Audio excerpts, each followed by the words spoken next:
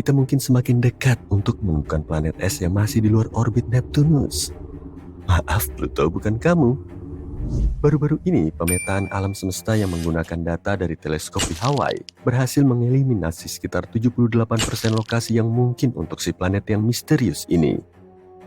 Beberapa orang menyebutnya planet 9, sementara yang lain lebih memilih planet X. Apapun namanya, planet ini telah menimbulkan kontroversi sejak keberadaannya pertama kali diusulkan.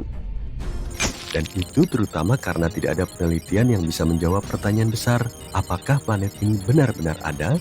Jika ditemukan, planet 9 akan menjadi planet terbesar kelima di tata surya dengan massa 10 kali massa bumi. Planet ini juga diduga berbentuk gas seperti Uranus. Studi awal tentang planet 9 yang dilakukan pada tahun 2016 menunjukkan bahwa planet baru yang sangat besar ini mengorbit matahari 20 kali lebih jauh daripada Neptunus yang berada pada jarak 4,5 miliar kilometer. Akibatnya, planet 9 akan membutuhkan waktu antara 10.000 hingga 20.000 tahun untuk menyelesaikan satu kali orbit mengelilingi matahari. Jika dikonfirmasi, planet yang belum ditemukan ini akan mendominasi wilayah yang lebih besar daripada planet lain yang sudah diketahui di lingkungan kosmik kita. Ini semua adalah hipotesis yang menarik, tapi tanpa satupun bukti atau observasi yang mendukungnya. Sebelum menganggapnya sebagai tebakan liar, penting untuk dicatat bahwa para peneliti ini mengandalkan pemodelan matematika yang rumit dan simulasi komputer untuk berspekulasi tentang karakteristik planet ini, karena itulah yang mereka lakukan. Kehadiran hipotetis planet ini akan menjelaskan berbagai fitur misterius yang berada di luar Neptunus. Secara khusus, kita berbicara tentang sabuk Kuiper, sebuah area berbentuk donat yang sangat besar dan penuh dengan puing-puing es yang tersisa dari pembentukan tata surya, termasuk komet dan planet kerdil seperti Pluto. Yang terjadi adalah keenam objek terjauh di sabuk Kuiper punya orbit elips yang semuanya berorientasi pada arah yang sama di dalam ruang angkasa dan miring sekitar 30 derajat ke bawah relatif terhadap bidang orbit ke-8 planet yang telah diketahui. Yang aneh adalah, meskipun kecepatan orbitnya berbeda di sekeliling tata surya, objek-objek itu tetap mempertahankan kesejajaran ini. Kemungkinan kesejajaran seperti itu terjadi secara acak sangatlah kecil, sekitar 0,007%. Jadi inilah planet 9, sebuah benda langit masif hipotetis yang menawarkan penjelasan masuk akal untuk fenomena aneh ini, yang berpotensi memberikan pengaruh gravitasi untuk membentuk orbit-orbit ini. Teori awal tidak bertahan lama menghadapi tuduhan bias pengamatan dan kesalahan perhitungan. Kemudian pada tahun 2017, sebuah penelitian lain muncul, memicu kembali gagasan bahwa mungkin planet 9 ada di luar sana. Kali ini, para astronom Spanyol mencoba pendekatan baru dengan fokus mengamati objek Transneptunus yang ekstrim. Benda-benda langit ini mengorbit matahari dalam lintasan elips yang sangat panjang dengan jarak rata-rata lebih dari 22 miliar kilometer. Hasil penelitian menunjukkan kalau jarak antara titik-titik objek-objek tersebut dengan matahari bisa memberi petunjuk lokasi planet 9. Titik-titik tersebut merupakan titik-titik di mana orbit benda langit bersinggungan dengan bidang tata surya.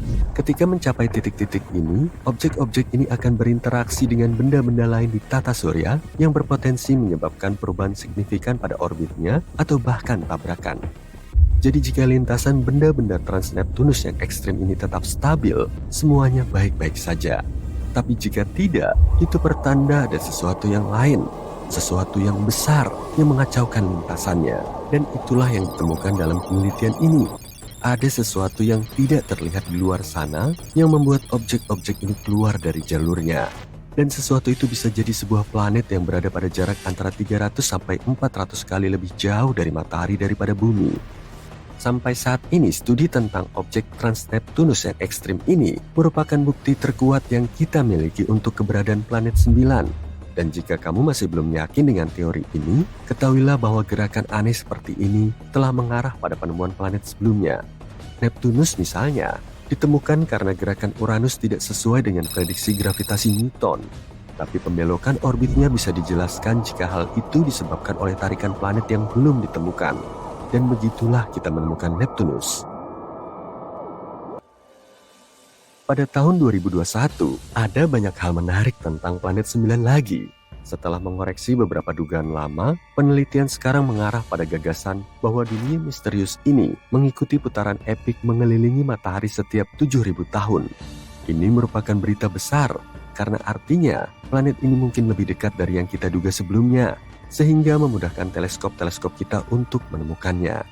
Makalah ini juga menunjukkan bahwa ada kemungkinan 99% bahwa orbit yang aneh dari objek-objek jauh ini disebabkan oleh planet yang tidak terlihat ini, bukan hanya kebetulan kosmik.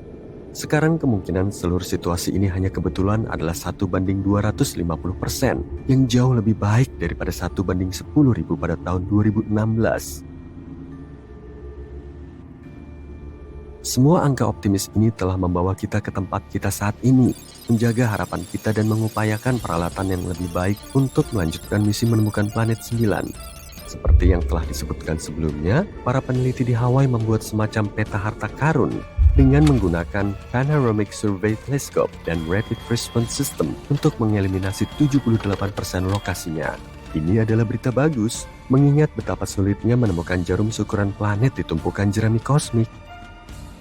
Tapi sayangnya, keberadaan planet 9 masih menjadi misteri di bagian terluar tata surya yang gelap.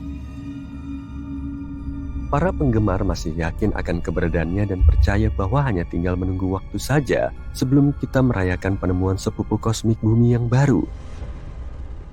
Mereka menaruh harapan pada Observatorium Vera C. Rubin yang saat ini sedang dibangun di Chili dan dijadwalkan mulai beroperasi pada akhir tahun 2025. Selama 10 tahun, observatorium ini akan memindai seluruh langit belahan bumi selatan setiap beberapa malam dengan teleskop 8 meter yang bergerak cepat dan dilengkapi dengan kamera digital terbesar di dunia. Gagasannya adalah untuk membuat daftar katalog segala sesuatu di tata surya, menjangkau hingga ke Neptunus dan melacak pergerakan jutaan objek langit, termasuk sampah antariksa, asteroid, komet, dan bintang. Jika planet 9 memang ada di luar sana, teleskop generasi berikutnya ini bisa jadi akan menemukannya. Keberadaan planet misterius ini masih jauh dari diterima secara universal di komunitas ilmiah. Hal ini dikarenakan planet 9 bukanlah satu-satunya penjelasan untuk fenomena aneh yang terjadi di luar Neptunus. Salah satu teori menyatakan bahwa sekelompok objek jauh seperti planet Katai, komet, dan bulan mungkin secara kolektif mempengaruhi orbit objek-objek trans-Neptunus yang ekstrim. Sebagian lagi percaya kalau lubang hitam ada di balik semua ini. Massa yang termampatkan ini merupakan salah satu objek terpadat di alam semesta yang berpotensi mampu mempengaruhi orbit massa lainnya, seperti yang diyakini pada si hantu alias planet 9. Perspektif lain yang lebih berani menunjukkan bahwa pemahaman kita saat ini tentang hukum gravitasi memiliki kekurangan, tidak lengkap sebenarnya. Teori yang dikenal sebagai Modified Newtonian Dynamics ini menyatakan bahwa objek-objek es yang jauh itu menunjukkan perilaku aneh bukan karena gangguan dari planet lain, melainkan karena medan gravitasi Bima Sakti yang sangat besar yang mempengaruhinya. Namun, para pendukung teori ini pun mengakui bahwa masih terlalu dini untuk menarik kesimpulan yang pasti dan masih diperlukan penelitian yang lebih luas. Sementara kita terus mencari planet 9, beberapa astronom telah melangkah lebih jauh dengan menduga keberadaan planet 10. Planet ini memiliki massa dan ukuran seperti Mars atau Bumi dan terletak di tepi sabuk Kuiper. Masalahnya jika si terduga planet 10 ini memang sekecil yang diyakini para ilmuwan, ia mungkin tidak memiliki gravitasi yang cukup untuk membersihkan orbitnya dari puing-puing. Dan hal ini mirip dengan apa yang terjadi pada Pluto, yang menjadi salah satu alasan kenapa Pluto mengalami masalah pada tahun 2000-an. Jadi ya, lebih baik jangan terlalu bersemangat. Si terduga planet 10 ini mungkin akan diklasifikasikan sebagai planet Katai lainnya. Luar angkasa yang gelap, misterius dan dingin. Komet, asteroid, planet, bintang, dan sesuatu yang mengintai di sana lebih jauh dari Pluto. Ya, ini mungkin planet ke-9 tata surya, planet yang selama berabad-abad dicari. IRAS, yaitu satelit astronomi inframerah, mengumpulkan data menarik pada tahun 1983. Itu bisa menjadi bukti bahwa planet ke-9 bersembunyi di sana. Tidak ada yang tahu apa planet itu sungguh ada, tapi penemuan ini membantu merancang model untuk lebih memahami kemungkinan planet ini. Dan pada tahun 2016, ilmuwan menemukan bahwa benda angkasa kecil di sabuk Kuiper mengorbit agak aneh. Sabuk Kuiper adalah area luar tata surya. Itu adalah cincin dalam bentuk donat berisi sisa-sisa dari masa pembentukan tata surya. Kamu bisa menemukan donat ini lebih jauh dari Neptunus. Benda angkasa di wilayah itu memiliki orbit aneh, hampir seolah-olah benda besar dengan gravitasi kuat menjauhkan mereka. Tok-tok, planet ke-9 lagi. Menurut teori, ukurannya mungkin 5-10 kali massa planet kita dan 20 kali lebih jauh daripada Neptunus. Satuan astronomi sama dengan jarak antara planet kita dan matahari. Pluto diperkirakan memiliki jarak 40 satuan astronomi dari matahari. Tapi, planet ke-9, jika ada, jaraknya 400-800 satuan astronomi. Planet misterius ini akan butuh 10.000 sampai 20.000 tahun bumi untuk membuat satu putaran mengelilingi matahari. Ini mempersulit kita menangkap benda angkasa ini. Ada teori bahwa planet ke-9 mungkin terbentuk di antara orbit Jupiter dan Neptunus, sama dengan raksasa gas lainnya di tata surya kita. Gaya gravitasi satu dari dua planet besar ini mungkin mengusir planet ini dari orbitnya. Ya ampun, lalu planet ke-9 bisa terlempar jauh dari 8 planet yang kita tahu. Itu berakhir sebagai semacam limbah es, cukup kecil di awal. Tapi seiring waktu, planet ke-9 telah membersihkan orbitnya dari bebatuan beku dan debu, lalu akhirnya membentuk planet sungguhan. Teori lain mengatakan ini bisa menjadi planet yang hilang dari bintang lain dalam perjalanannya saat mendekati tata surya kita. Apapun itu, planet ke-9 mungkin tidak memantulkan banyak sinar matahari karena jaraknya sangat jauh. Para astronom tidak yakin di mana tepatnya mereka harus mencari planet itu. Luar angkasa gelap, misterius, dan tidak berujung. Tentu saja, tapi jika kita menemukan planet ke-9, itu akan menjadi bukti kuat pertama bahwa ada lebih banyak planet di tata surya kita. Beralih ke eksoplanet menarik yang jaraknya hanya 90 tahun cahaya dari kita. Eksoplanet adalah planet yang letaknya di luar tata surya. Planet ini memiliki atmosfer dengan awan air. 1 tahun di sana adalah 24 hari di bumi, dan planet ini berputar mengelilingi bintang Katai Merah yang jauh lebih redup dan kecil daripada matahari kita. Itu sebabnya, meskipun planet ini 8 kali lebih dekat dengan bintangnya daripada kita dengan matahari, suhu di sana mirip dengan suhu di bumi. Eksoplanet ini memiliki ukuran yang sama dengan Neptunus. Planet ini juga tidak begitu padat. Artinya, planet ini sebagian besar terbuat dari gas, tidak seperti bumi yang terbuat dari batu. Suhu rata-rata di sana adalah 60 derajat Celcius, sehingga menjadikannya salah satu eksoplanet kecil terdingin yang pernah kita temui. Semakin dingin eksoplanet, semakin besar peluang kita akan menemukan awan di atmosfernya. Para peneliti telah menemukan lebih dari 4.000 eksoplanet, tapi semuanya ditemukan di dalam Bima Sakti, setidaknya sampai sekarang. Untuk kali pertama, para astronom menemukan sebuah planet di luar galaksi kita. Planet itu disebut 5M1 ULS-1. Planet ini berada di galaksi pusaran, galaksi spiral yang jaraknya 28 juta tahun cahaya dari kita. Pernah ada bintang besar tapi cukup muda yang terjebak dalam tarian gravitasi dengan sesuatu yang bisa menjadi bintang neutron padat, inti runtuh dari bintang raksasa atau lubang hitam. Pasangan tari bintang itu memiliki gravitasi yang sangat kuat. Pasangan itu memakan si bintang dengan rakus mengoyak plasmanya. Lalu hal tak biasa terjadi. Objek asing, mungkin seukuran Saturnus, melintas dan menghalangi konfrontasi ini dari tata surya kita. Sekarang, tidak ada yang bisa melihat apa yang terjadi. Tapi ini mungkin bisa menjadi planet terjauh yang pernah kita temukan. Ada sebuah planet yang baru ditemukan di luar tata surya. Ukurannya sebesar Jupiter. Planet ini mengorbit 2 bintang. Dan seperti yang bisa kita amati dari planet kita, planet ini melintas di depan kedua bintang itu. Satu putaran penuh mengelilingi 2 bintang ini artinya 1 tahun. Kira-kira butuh 200 hari bumi. Pada hari penemuan planet sebelumnya, para ilmuwan juga menemukan planet itu memiliki pendamping tak biasa. Itu adalah Jupiter superpanas dengan orbit sangat ketat mengelilingi bintangnya. 1 tahun di sana hanya berlangsung selama 1,9 hari bumi. Planet ini memiliki orbit berbentuk aneh. Planet ini juga bergerak dalam arah berlawanan dari rotasi bintangnya. Jika kamu bisa menjelajah sejauh 57 tahun cahaya dari planet kita, kamu akan melihat sesuatu berwarna merah muda mengintai di kegelapan. Semakin dekat, itu semakin besar dan menarik. Ya, itu adalah planet berwarna magenta. Jaraknya beberapa miliar kilometer dari mataharinya. Ini adalah salah satu planet termuda yang pernah ditemukan ilmuwan. Umurnya hanya 100 sampai 200 juta tahun. Planet ini terbuat dari gas merah muda, sama dengan Jupiter. Jadi, jika kamu bisa mendekati permukaannya, gas ini akan menyelimutimu seperti kabut tebal. Jika kamu mendekat dan masuk lebih dalam, gas ini akan menjadi lebih gelap dan berwarna kemerahan. Lihat inti planetnya, itu super panas. Karena suhunya yang mencapai 240 derajat Celcius, planet ini seperti oven. Panasnya adalah penyebab planet ini bersinar terang. Kamu juga melihat langit berwarna merah muda pudar dengan awan yang terbuat dari tetesan air beku, mirip dengan awan kita. Ada sebuah eksoplanet yang ukurannya separuh bumi. Itu merupakan salah satu planet terkecil yang pernah kita temukan di luar tata surya. Diameternya 9.000 km. Sebagai perbandingan, diameter bumi adalah 12.700 km. Planet ini sebagian besar terbuat dari besi, mirip dengan Merkurius. Merkurius memiliki inti besi yang besar dan kerak yang sangat tipis, sehingga membuatnya unik di tata surya. Pada masa-masa awalnya, planet ini menabrak benda angkasa setidaknya sekali.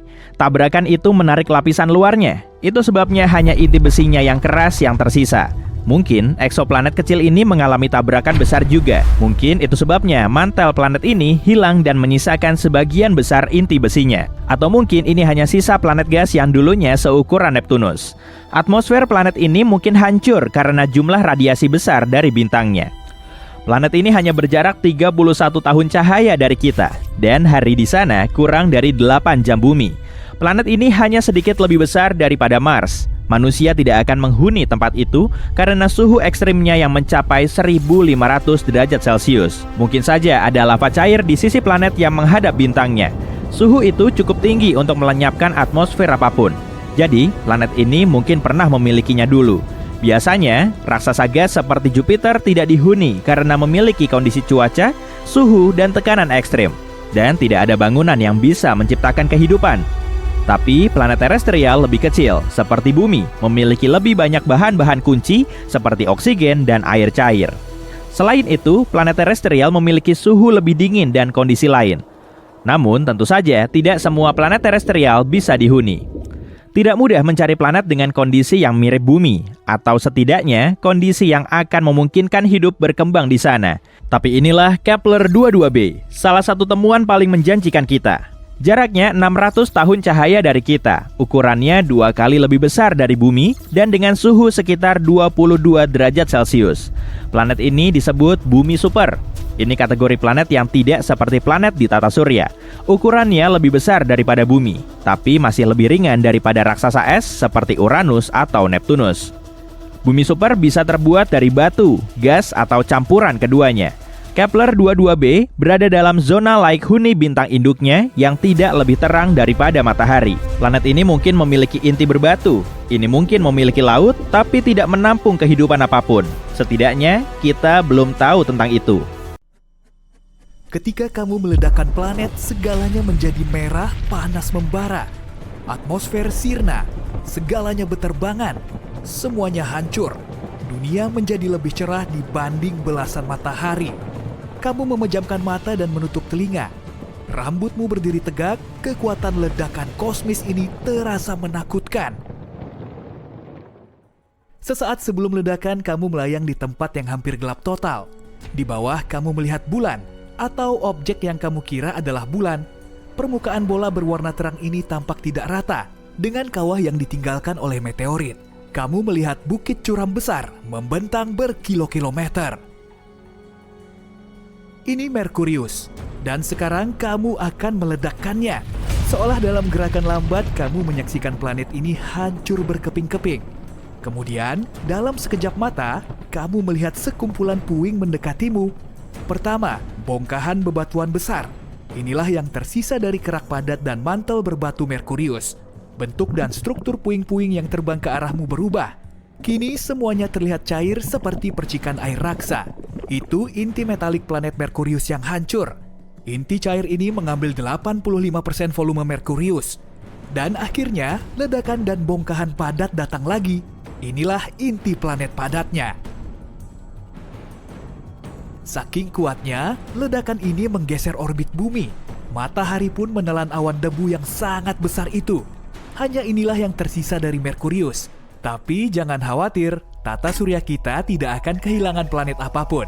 Seluruh ledakan ini hanya percobaan sementara. Begitu selesai melihat apa yang terjadi, kamu menekan satu tombol lain. Dan planet yang hancur tadi kembali menyatu, seolah kamu menekan tombol rewind. Kamu mendekati planet berikutnya. Permukaannya tersembunyi di bawah atmosfer super padat yang terbuat dari karbon dioksida. Jika ingin mendarat di Venus, kamu harus menembus awan asam sulfat tebal. Kamu melihat permukaan planet yang coklat kemerahan, kering dan sangat panas. Kamu mungkin akan melintasi dataran halus dan rata yang menutupi 2/3 permukaan planet ini. Kamu terkejut melihat gunung berapi yang tersebar di Venus. Ada 1.600 totalnya. Sayangnya, kamu tak akan bisa melihat semuanya karena kamu sudah menekan tombol. Boom! Bongkahan besar basal terbang menjauh dari pusat ledakan. Ini adalah bagian dari kerak planet setebal 18 km. Lalu kamu melihat meteor merah membara terbang ke arahmu dengan kecepatan luar biasa. Itu adalah bongkahan mantel berbatu Venus yang meleleh. Hujan api tampak tak ada habisnya. Mungkin karena tebal mantelnya mencapai 1.900 km. Tapi itu bukan bagian paling masif dari planet ini. Kekuatan ledakan memecah inti besi metalik Venus. Tadinya ukuran inti planet ini 2 kali lipat mantelnya. Kamu mencapai sang planet marmer biru, planet rumahmu. Bagaimana bentuk bumi yang hancur jika dilihat dari luar angkasa? Dari atas, bumi terlihat indah. 71% permukaannya berwarna biru karena air laut dan samudra itu. Ada juga area hijau, kuning, dan coklat, serta pusaran putih. Kamu menekan tombol. Planet itu meledak menjadi badai bebatuan. Itulah yang tersisa dari kerak tipis bumi dan mantelnya yang jauh lebih tebal. Inilah yang dulu membentuk 84% volume bumi. Kamu melihat hujan bebatuan ini berubah menjadi jauh lebih cair. Ini adalah lelehan besi panas dan nikel yang tadinya membentuk inti luar bumi. Tekanan yang ada tidak cukup untuk membuat logam ini tetap solid. Ledakan yang sangat kuat menghancurkan inti bumi. Tadinya bentuknya adalah bola besi dan nikel yang padat. Setelah tersebar kemana-mana, semua bongkahan itu membentuk orbit sendiri di sekitar matahari.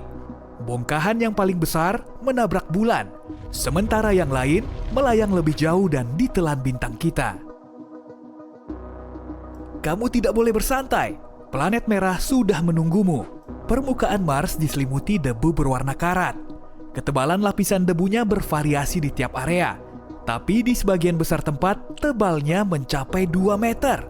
Tanahnya berwarna emas, coklat gelap, dan bahkan kehijauan. Ronanya tergantung mineral yang membentuk tanah. Permukaan planet ini berbatu dan ditutupi dasar danau kering, kawah, gunung berapi, dan ngarai. Boom! Mars adalah planet berbatu. Kamu harus menghindari bongkahan kerak seukuran gunung yang terbentuk dari batu basal vulkanis. Yang kamu lihat selanjutnya mirip seolah kamu baru saja meledakkan pasta gigi raksasa yang berbatu. Ini adalah mantel Mars yang terdiri dari oksigen, silikat, dan mineral lainnya. Kemudian bongkahan-bongkahan yang terbang kembali menjadi padat. Ini berarti inti planet Mars. Inti Mars padat, sebagian besar terbuat dari besi, nikel, dan belerang. Miliaran dan triliunan fragmen beragam ukuran, dari yang seukuran bulan kecil hingga yang lebarnya beberapa meter, terlontar ke segala arah. Tapi hanya sedikit bagian yang punya cukup momentum untuk meninggalkan tata surya. Seluruh kejadian ini agak sedikit mengubah orbit bumi, dan suhu di planet kita naik 10 derajat Celcius. Kamu meninggalkan planet berbatu itu dan mendekat ke raksasa gas pertama di hadapanmu. Ini Jupiter. Awan coklat, kuning, merah, dan putih menutupi, dalam tanda kutip, permukaannya. Awan ini membuat planet itu tampak berwarna-warni dan bergaris indah. Kamu pun menekan tombol. Kali ini pemandangannya berbeda. Alih-alih bongkahan kerak padat, kamu melihat aliran gas meluncur kencang dari pusat planet ini. Tadinya inilah yang membentuk atmosfer Jupiter yang terdiri dari gas hidrogen dan helium. Dalam sekejap, seluruh materi ini melesat keluar angkasa dan menjadi cair. Hidrogen berubah bentuk di bawah tekanan atmosfer yang sangat dekat dengan pusat planet. Tak lama kemudian, cairan ini sudah menjadi campuran hidrogen dan helium metalik. Dan akhirnya ada benda padat. Ini mungkin inti Jupiter, yang masanya 14 hingga 18 kali massa bumi. Diameter raksasa gas ini sekitar 145.000 km, tapi ledakan ini berlangsung tidak lebih dari setengah detik. Ledakan Jupiter sangat kuat sehingga menguapkan planet yang lebih kecil seperti Mars dan Bumi. Matahari tetap utuh, suhunya memang naik sedikit dan menjadi agak tidak stabil, tapi itu cuma sebentar. Raksasa gas berikutnya adalah Saturnus. Awalnya planet ini kelihatannya punya permukaan. Bola coklat kekuningan yang tampak padat ini dikelilingi lapisan awan. Cincin terkenal Saturnus memang luar biasa dan penuh warna, abu-abu, krem, dan coklat. Cincin ini adalah sekelompok cincin mungil yang terbentuk dari bongkahan es, air, batu, dan debu yang melayang. Ukuran bongkahan-bongkahan ini beragam, mulai dari sebintik kecil sampai sebesar gedung pencakar langit. Saat mengorbit Saturnus, semuanya terus bertabrakan dan bongkahan yang lebih besar hancur. Kamu terkejut melihat bahwa cincin ini tidak bulat sempurna. Ada lekukan yang disebabkan tarikan gravitasi dari bulan-bulan di dekat Saturnus. 53 di antaranya sudah punya nama resmi. Titan, dunia es yang lebih besar dibanding bulan kita dan bahkan Merkurius, adalah yang paling besar. Pemandangan di depanmu mirip dengan apa yang terjadi saat kamu meledakkan Jupiter. Perbedaannya hanya satu. Cincin Saturnus pecah berhamburan, melontarkan bebatuan dan es keluar angkasa dengan kecepatan luar biasa. Bongkahan terbesarnya menabrak bulan-bulan Saturnus hingga menghancurkan bulan-bulan kecilnya. Kamu melihat aliran gas sebagian besar terdiri dari hidrogen dan helium dengan sedikit metana, amonia, dan air. Aliran gas ini bergerak super cepat, menjauhi pusat planet. Setelah itu, percikan materi cair menyusul. Ini hidrogen cair yang akhirnya menjadi metalik. Dan terakhir, bongkahan-bongkahan inti padat Saturnus yang terdiri dari materi berbatu. Kamu kini melihat bola biru kehijauan yang indah sang raksasa es, Uranus. Planet ini punya warna yang unik saat cahaya matahari terpantul oleh permukaannya. Selain itu, sebagian besar atmosfer Uranus adalah hidrogen dan helium dengan sedikit gas metana yang menyerap cahaya merah. Mari lanjutkan. Boom! Kali ini ada gumpalan es besar yang meluncur ke arahmu terlebih dahulu. Tadinya ini merupakan bagian dari mantel es Uranus yang membentuk 80% volume planet ini. Tapi, kenapa es ini terlihat cair? Di Uranus, cairan beku tidak padat seperti di bumi. Es adalah cairan padat yang terbuat dari air, es amonia, dan metana. Ini sering disebut samudra amonia air. Setelah hujan es yang aneh ini, kamu melihat bongkahan padat dari inti bebatuan planet ini. Tadinya ukurannya kecil, tidak lebih dari setengah massa bumi. Beberapa bulan Uranus ikut hancur dalam ledakan, dan beberapa bahkan terlempar dari tata surya. Ledakan itu juga sedikit menggeser orbit Neptunus. Dan kamu sampai di planet terakhir dalam perjalananmu, Neptunus. Warnanya terlihat biru karena lapisan gas yang berputar-putar dan awan permanen. Tidak perlu berlama-lama, boom! Permukaan planet ini tidak padat sehingga setelah menekan tombol, kamu melihat mantel cair Neptunus meledak. Mirip balon berisi air yang dilempar dari lantai 50. Ledakan ini mengirim percikan air, amonia, dan es menjauh keluar angkasa. Kemudian sisa-sisa lava dari mantel Neptunus mengikuti. Tadinya mantel ini cair, panas membara, dan kaya metana, amonia, serta air. Inilah sisa dari inti padat Neptunus yang terbuat dari besi dan logam lainnya.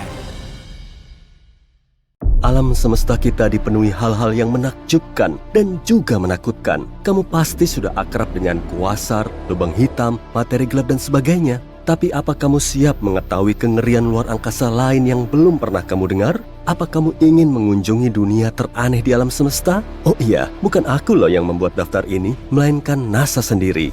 Selamat datang di galaksi kengerian, koleksi Halloween NASA yang menakjubkan.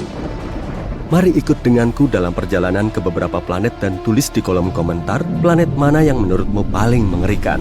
Pasang sabuk pengamanmu. Tujuan pertama kita adalah raksasa gas bernama Trace 2B. Letaknya 750 tahun cahaya dari kita. Jika memakai pesawat antariksa biasa, kita akan sampai di sana dalam 10 juta tahun. Trace 2B mengorbit sebuah katai kuning, bintang yang mirip matahari kita. Beratnya sekitar 1,5 kalinya Jupiter. Tapi, apa istimewanya? Nah, kalau takut gelap, kamu pasti ogah ke tempat ini. Ini adalah planet malam abadi, yang paling gelap dari semua planet yang kita kenal. Tapi letaknya tidak terlalu jauh dari bintangnya. Jadi, kenapa gelap? Masalahnya, permukaan Trace 2B memantulkan cahaya dengan lebih buruk dibanding batu bara.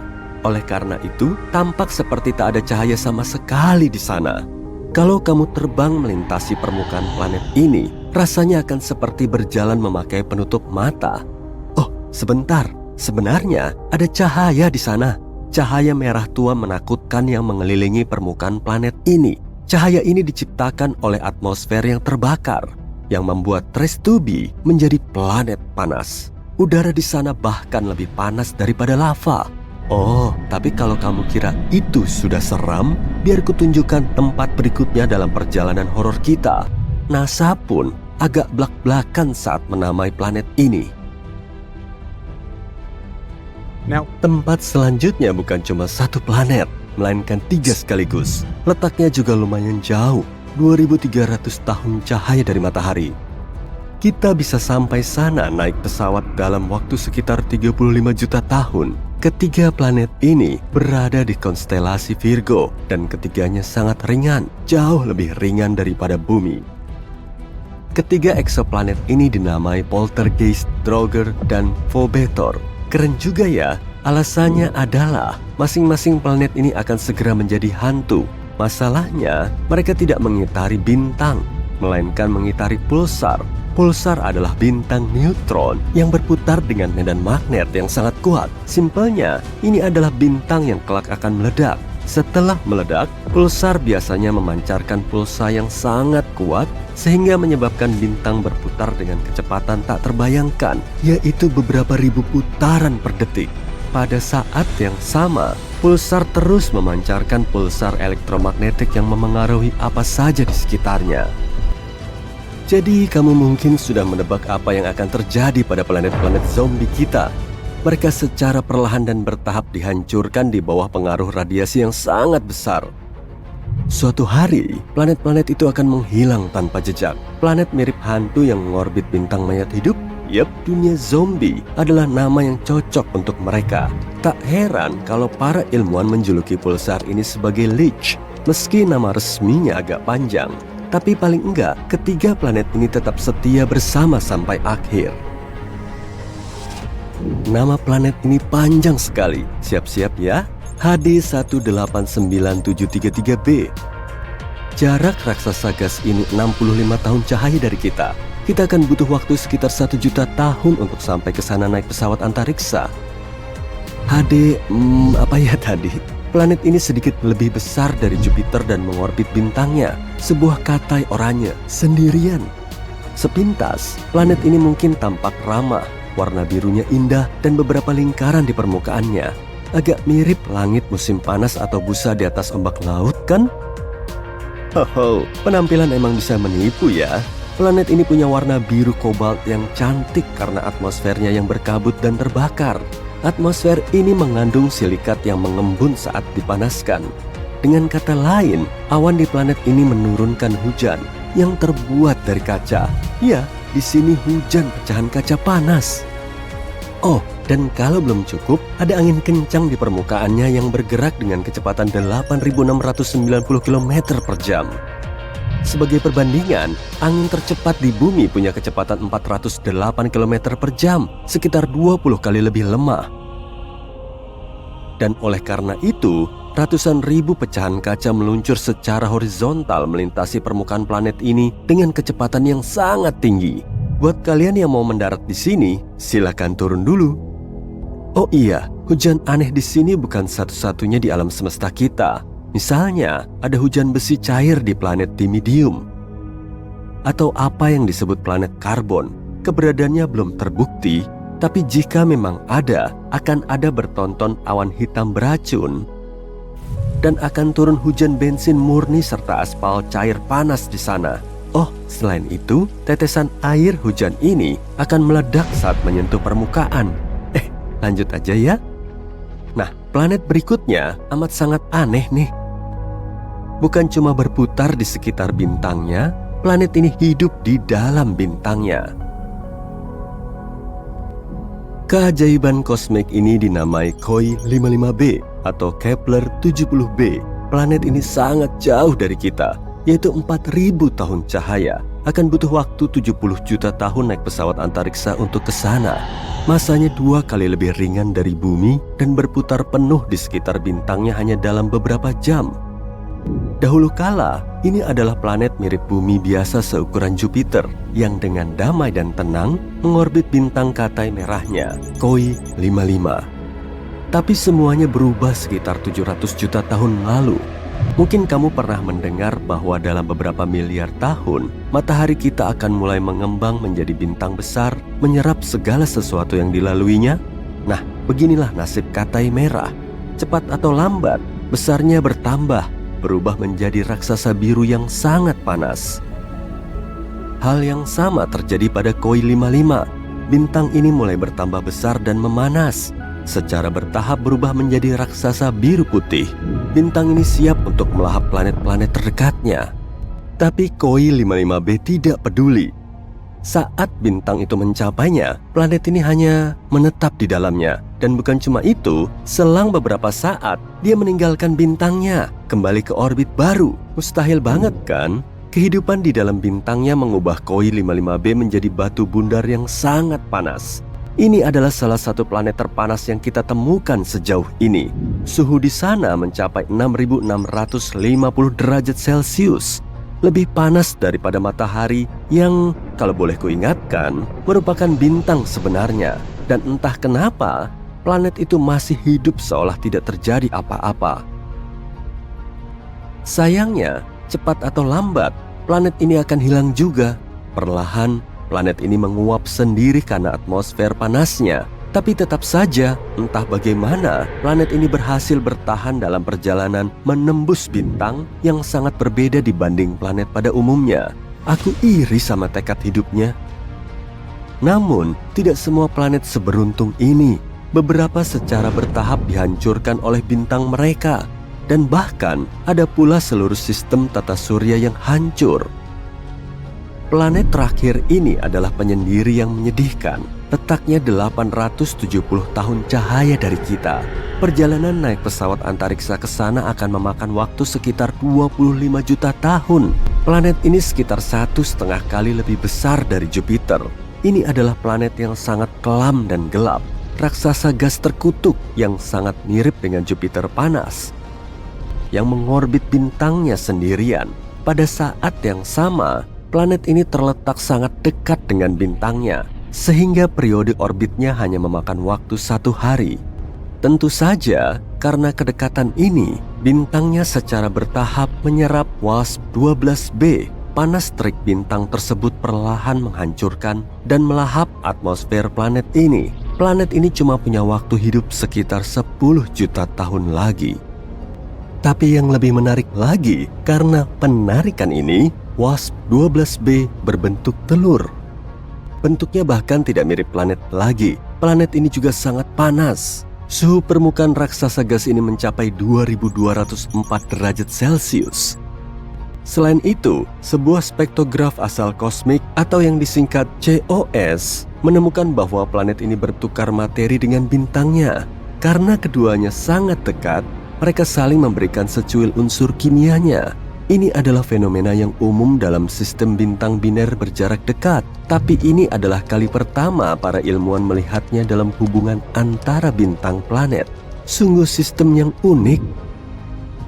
Jujur saja, kalau keamananku dijamin seutuhnya, aku mau sekali mengunjungi beberapa planet barusan. Kalau kamu, gimana? Tulis pendapatmu di kolom komentar ya.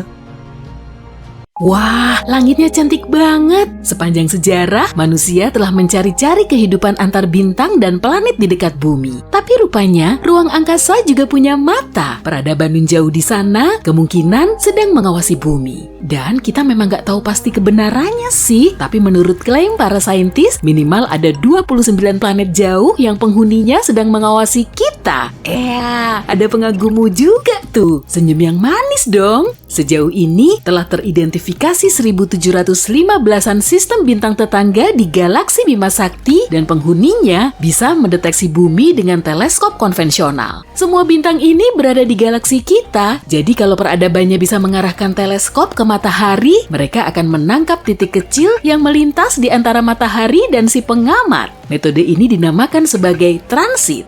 Biasanya transit digunakan untuk mendeteksi planet dalam astronomi. Kita juga bisa loh mengamati fenomena ini dari rumah secara langsung cuma dengan teleskop. Arahin aja teleskopnya ke matahari, kemudian tunggu. Ada Merkurius tuh, planet yang paling dekat dengan matahari ini cuma kelihatan sebagai titik kecil. Proses transit Merkurius bisa berlangsung minimal selama 5 jam. Dan fenomena ini bisa terjadi sampai 14 kali dalam seabad. Transit berikutnya diperkirakan akan berlangsung pada tanggal 13 November 2032. Catat di kalendermu ya, biar kamu nggak ketinggalan. Kita juga bisa melihat Venus, planet kedua dari matahari. Tapi karena jaraknya lebih jauh dari Merkurius, transitnya juga lebih jarang. Terakhir, planet ini teramati pada tahun 2004 dan 2012. Transit berikutnya diperkirakan akan terjadi pada tahun 2117 dan 2125. Wah, masih lama banget ya. Penghuni sistem bintang ini kemungkinan bisa mengamati bumi. Tapi teleskop jarak jauh punya mekanisme lain. Sebetulnya si pengamat nggak akan bisa mendeteksi titik hitam dengan matahari berada di belakangnya. Teleskop ini akan mengukur kecerahan matahari kita, dan saat posisi bumi mulai berada di antara matahari dan si pengamat, teleskop akan mendeteksi intensitasnya akan menurun karena planet kita menghalangi cahayanya. Saintis dari peradaban di luar bumi kemudian akan mampu memanfaatkan penurunan intensitas cahaya matahari untuk menghitung ukuran planet kita. Tapi dari 1700-an sistem bintang ini, gak semuanya punya kehidupan. Ilmuwan telah memilahnya lagi menjadi 29 planet di dekat sang bintang. Planet ini berpotensi laik huni karena ukurannya kurang lebih sebesar bumi dan berada dalam zona laik huni dari bintang induknya. Berarti jaraknya nggak terlalu mepet dan suhunya nggak terlalu ngebul untuk mendukung terbentuknya kehidupan. Airnya juga nggak langsung menguap karena jaraknya nggak terlalu jauh, suhunya juga nggak terlalu dingin, dan airnya nggak berwujud es. Jadi kita bisa berasumsi kalau di sana ada peradaban, mengingat bahwa air merupakan unsur penting bagi proses terbentuknya kehidupan. Menurut teori, penghuni planet ini bisa melihat transit bumi selama 5.000 tahun terakhir. Saat manusia di bumi sedang membangun piramida Giza dan Stonehenge, makhluk di luar sana kemungkinan telah mengamati nenek moyang kita. Salah satu dari planet ini cuma berjarak 11 tahun cahaya dari bumi, tepatnya di dekat bintang Ross 128 alias Katai Merah di rasi bintang Virgo. Di situ ada eksoplanet berukuran 2 kali lebih besar dari bumi yang termasuk dalam zona laik huni. Menurut teori, penghuni planet ini bisa melihat transit bumi secara rutin selama 2000 tahun. Tapi sekitar 900 tahun yang lalu, posisinya telah tergeser. Planet lain sejauh 12,5 tahun cahaya berada di dekat bintang induk T-Garden. Dari sini, transit bumi bisa teramati dan penghuninya bisa mengamati kehidupan kita selama 29 tahun. Pengamatan para ilmuwan juga tertuju pada sistem bintang TRAPPIST-1. Di dalamnya terdapat sekitar 7 eksoplanet hampir mirip dengan tata surya kita. Dan 4 di antaranya berada dalam zona laik huni dari bintang induknya. Tapi penghuninya nggak bisa mengamati bumi hingga 16 abad lagi. Meski begitu, kita masih bisa nyoba berinteraksi dengan semua planet ini karena jaraknya cukup dekat dan bisa menangkap sinyal radio dari bumi. Gelombang radio bisa menembus ruang angkasa dengan kecepatan cahaya, dan planet kita telah memancarkan sinyal radio secara non-stop sejak tahun 1895. Jadi, bumi kita sangat bising dengan spektrum radionya. Kalau ada planet yang dihuni peradaban cerdas dalam jarak 125 tahun cahaya, sinyal radio kita pasti sudah sudah sampai di tujuan. Tapi masalahnya, kita juga perlu nunggu hampir selama itu untuk mendapat balasannya. Belum lagi, mereka cuma memanfaatkan sinyal radio dalam waktu yang relatif pendek. Saat ini pun, kita lebih banyak memakai Bluetooth dan serat optik daripada radio, kecuali untuk laporan lalu lintas. Lama-lama semua sinyal radio ini juga akan lenyap. Peradaban di luar bumi yang menggunakan komunikasi radio pasti memiliki teknologi maju. Tapi bisa juga kehidupan di luar angkasa sana jauh berlainan dari asumsi kita. Sinyal radio sudah sampai di planet tersebut, tapi penghuninya nggak bisa menerimanya. Dan saat mereka bikin antena untuk menerima sinyal radio kita malah sudah nggak memancarkannya lagi. Meski begitu, para ilmuwan terus berupaya untuk mengirim sinyal radio terenkripsi ke ruang angkasa agar bisa berkomunikasi dengan peradaban di luar bumi. Pada tahun 1974, mereka telah mengirim pesan Arecibo ke medium antar bintang. Kalaupun memang ada peradaban yang memahami pesan itu, mereka akan melihat bentuk kotak seperti ini. Di dalamnya terdapat semua informasi tentang manusia. Yang teratas berisi sistem nomor kita, lalu ada nomor atom, kemudian DNA kita, beserta gambar untainya di bagian bawah. Yang ini gambar manusia, di bawahnya ada gambar tata surya kita. Dan posisi bumi, planet ketiga di tata surya kita, nggak sejajar dengan planet lain. Dengan begini mereka akan tahu kalau pesan ini berasal dari bumi. Di bawahnya terdapat diagram teleskop radio Arecibo. Sebagai alternatif, pesan ke planet nun jauh di sana bisa dikirim melalui surat biasa yang diangkut dengan probe luar angkasa. Metode ini juga sudah dilakukan. Voyager 1 dan Voyager 2 diluncurkan pada tahun 1977 dan masih beroperasi sampai sekarang. Pada tahun 2012, Voyager 1 menjadi objek buatan manusia pertama yang berhasil sampai di medium antar bintang. Voyager 1 terbang ke bintang jauh sambil membawa pesan yang terekam dalam piringan emas. Piringan ini berisi salam dalam 55 bahasa di seluruh dunia. Ada juga musik dari berbagai penjurunya, serta berbagai bunyi-bunyian seperti bunyi lautan, suara manusia, dan suara hewan. Selain itu, ada 116 foto yang termuat di dalamnya, termasuk foto manusia dan lanskap bumi. Gambar tersebut juga memuat informasi soal matahari dan DNA kita. Di wadah piringan itu, terdapat petunjuk beserta jarum untuk memutar rekamannya. Ada juga peta pulsar galaksi kita agar astronom dari peradaban di luar bumi bisa menemukan tata surya kita. Tapi metode seperti ini punya kelemahan utama pada waktu. Voyager 1 akan sampai di destinasi pertamanya, yaitu bintang Gliese 445 dalam waktu 40.000 tahun. Lalu Voyager 2 akan tiba di bintang Ross 248 dalam waktu 42.000 tahun. Dan selama sekitar 296.000 tahun, Voyager 2 akan melintasi Sirius, bintang paling terang di langit malam. Lama banget.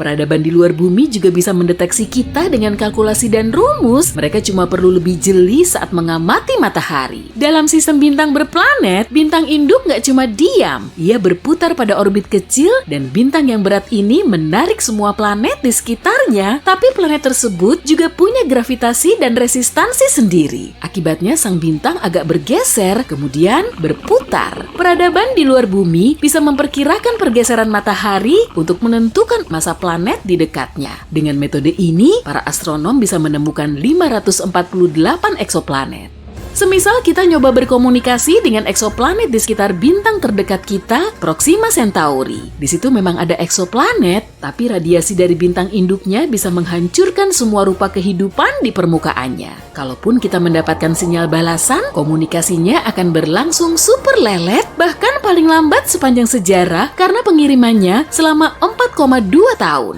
Dan kita perlu nunggu 4,2 tahun lagi untuk dapat balasannya. Baru kemudian kita bisa menindaklanjutinya. Peradaban ini nggak bisa terbang ke luar angkasa, maka kita perlu menjemput bola. Meskipun jarak bintang Proxima Centauri paling dekat dengan tata surya kita, perjalanan ke situ perlu waktu selama 73.000 tahun dengan roket konvensional. Jadi kita perlu bikin wahana antariksa yang bisa ngebut dengan kecepatan cahaya. Itu pun masih nyita waktu sampai 4,2 tahun untuk sampai di tujuan.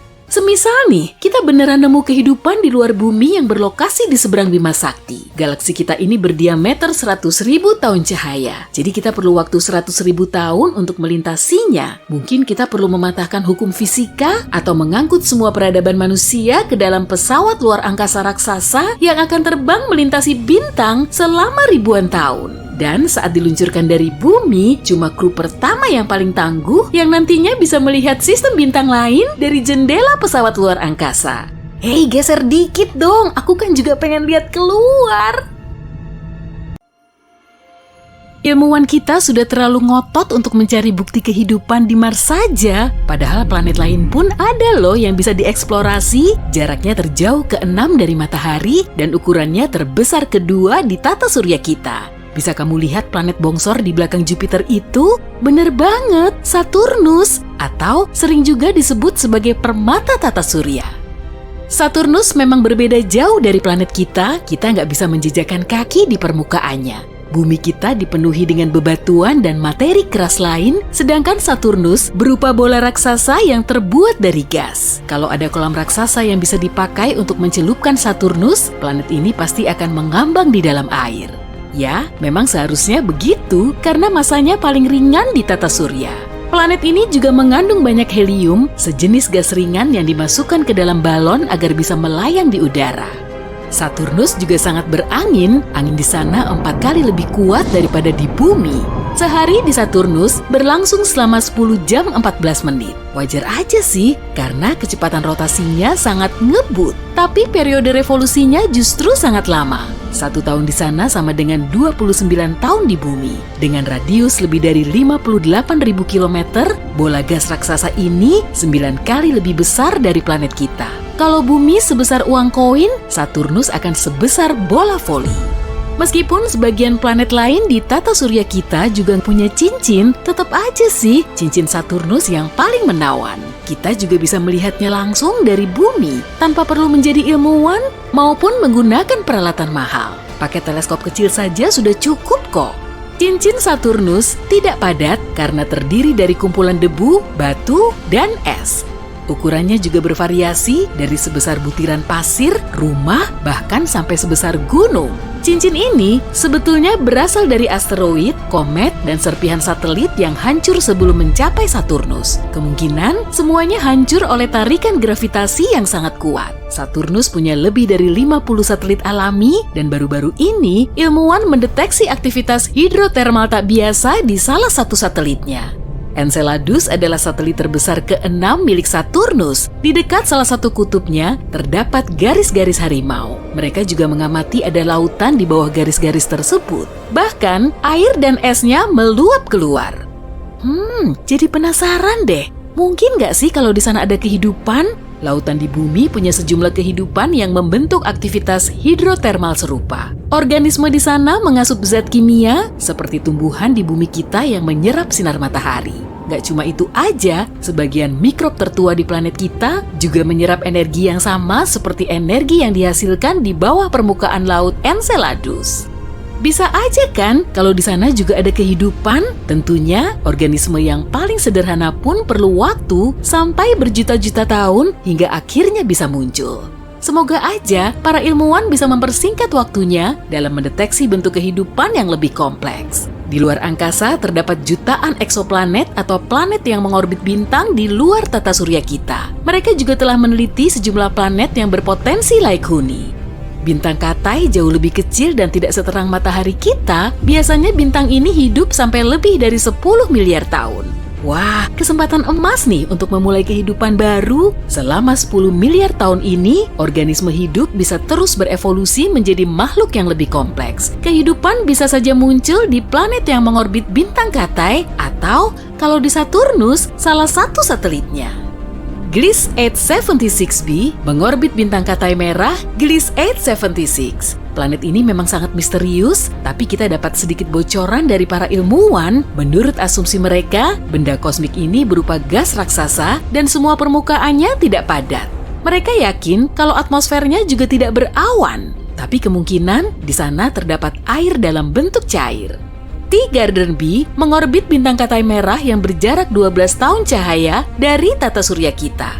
Masanya sedikit lebih berat dari planet kita. Para ilmuwan meyakini permukaannya berbatu. Kala rotasinya selama 5 hari, jadi bisa dibilang 1 tahun di T Garden B tidak sampai 1 minggu di bumi. Di suatu tempat nun jauh di sana, terdapat satu planet yang berpotensi laik huni. Namanya Kepler 1638b. Jaraknya sejauh 3.000 tahun cahaya dari bumi dan berada di konstelasi Sinus. Planet ini 4 kali lebih berat dan 2 kali lebih besar dari bumi. Untuk mengorbit bintangnya, planet ini memerlukan waktu selama hampir 260 hari. Karena gaya gravitasinya lebih kuat daripada di bumi, kita akan kesulitan kalau mau melompat di atas permukaannya.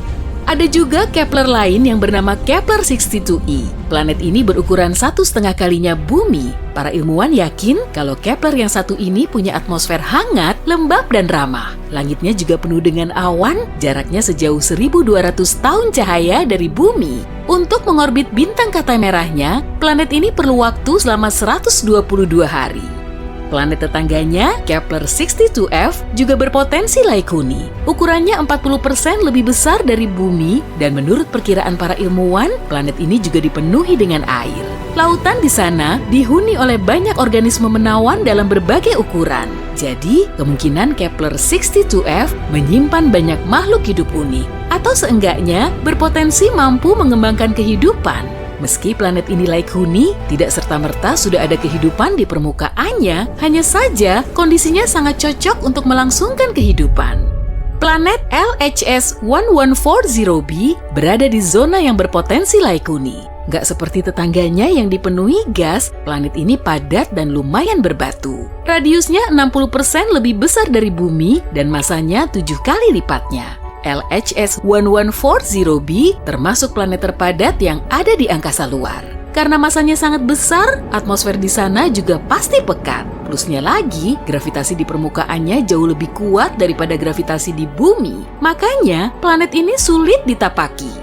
Oke, kita beralih ke TRAPPIST-1, katai super keren yang menghuni konstelasi Aquarius. Jaraknya sekitar 39 tahun cahaya dari kita, dan planet berbatu sebesar 7 kalinya bumi ini mengorbit bintangnya di zona laik huni. Semua planet ini kemungkinan mengandung air, dan suhunya kurang lebih mirip dengan suhu di bumi. Gravitasi bulan cuma 16%-nya gravitasi bumi, karena itulah astronot kesulitan mengendalikan geraknya saat melayang di atas satelit alami kita ini. Tapi, kalau gravitasi di planet-planet TRAPPIST-1 lain lagi, saat berada di permukaannya, kemungkinan kamu akan merasa nyaman.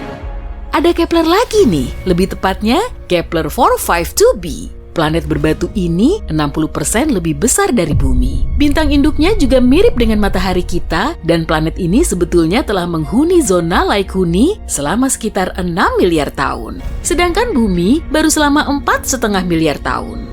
Kepler 452b mengorbit Kepler 452 selama 385 hari. Meski suhunya sama dengan matahari kita, bintang ini 20% lebih terang. Seluruh sistemnya sangat jauh dari tata surya kita. Kalau mau terbang ke sana, siapin waktumu selama 28 juta tahun ya. Selanjutnya, ada KOE 7711.01. Benda kosmik yang bikin penasaran ini berjarak 1.700 tahun cahaya dari kita. Ukurannya cuma 30% lebih besar dari bumi. Intensitas panas yang diterimanya juga hampir sama dengan panas matahari yang diterima bumi. Suatu saat nanti, manusia akan berkoloni di galaksi. Kita juga mungkin akan mencari planet lain sebagai tempat tinggal yang baru. Pastinya kita harus menempuh perjalanan yang sangat panjang. Bisa aja kan, kita juga akan mencapai Proxima Centauri. Bintang terdekat bumi ini punya sejumlah planet yang mungkin bisa kita huni. Sama seperti Proxima Centauri b. Jaraknya kelihatannya nggak terlalu jauh, cuma sekitar 4 tahun cahaya dari bumi, tapi sebetulnya sih jauh banget. Bisa memakan waktu sampai 6.300 tahun untuk sampai ke tujuan. Itu pun dengan teknologi canggih yang dipakai di zaman now. Perjalanan sejauh itu perlu banyak generasi, bahkan bisa memakan waktu lebih lama lagi, hingga akhirnya kita bisa menghuni dunia baru. Umat manusia perlu lahir dan dibesarkan di pesawat luar angkasa, harus menjalani kehidupan di dalamnya, tanpa melihat bumi atau planet tujuannya. Gak ada pepohonan, pegunungan, atau sungai, tapi cuma ada kegelapan dan kehampaan galaksi yang terbentang luas. Mereka nggak akan bisa menyusuri jalanan asing yang terlihat, menghirup udaranya, atau merasakan hembusan angin secara langsung. Tempat yang bisa mereka jelajahi hanyalah planet tujuan di hadapan mereka. Perjalanan ini pasti akan sangat sulit, namun akan membuahkan hasil yang manis kok. Kalau manusia berhasil membangun dunia nan indah seperti bumi kita. Kira-kira akan terwujud nggak ya? Biar waktu yang menjawabnya.